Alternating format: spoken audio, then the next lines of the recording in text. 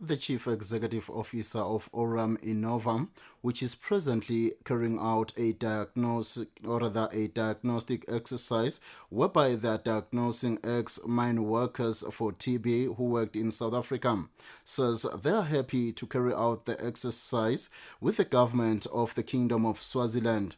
The CEO says they are doing the exercise with the Ministry of Labour and Social Security and the Ministry of Health.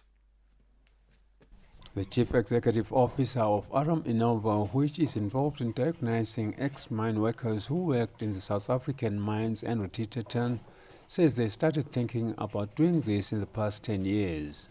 He says the reason for coming to diagnose the ex-miners in this country is that most of the former mine workers are too old to travel to South Africa for being diagnosed.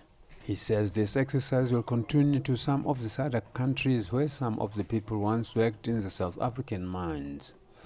Rotiterton says those who are presently diagnosed are those who have documented proof that they once worked in the South African mines. Evaluate ex-mine workers who used to work in South African mines, who have now come back to and retired in Swaziland, who have either got sick, people who've got sick while they were working on the mine. So they would have either got tuberculosis or silicosis. And we saw the need for these people to be evaluated. Before they can get compensated for getting sick in the mines, they have to be evaluated. And we provide those evaluation services. In the past, people would have to come to Johannesburg or to a major center to be evaluated. And when you see these ex-mine workers, they are either very old or very sick. And to expect them to go to Johannesburg to be evaluated for compensation is asking a bit too much. So we said, no, we will bring the service to the people where they are staying.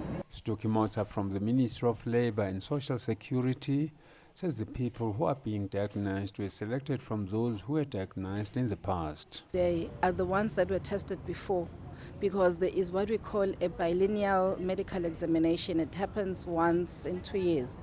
So we called them today because their compensation is ready, and further that they have to be examined again to see how the disease has progressed. Motsa says the diagnosis will continue again next year and they hope to have 2 more vehicles to carry out the work. Humphrey Lamini, Swazi TV News, Ezulwini.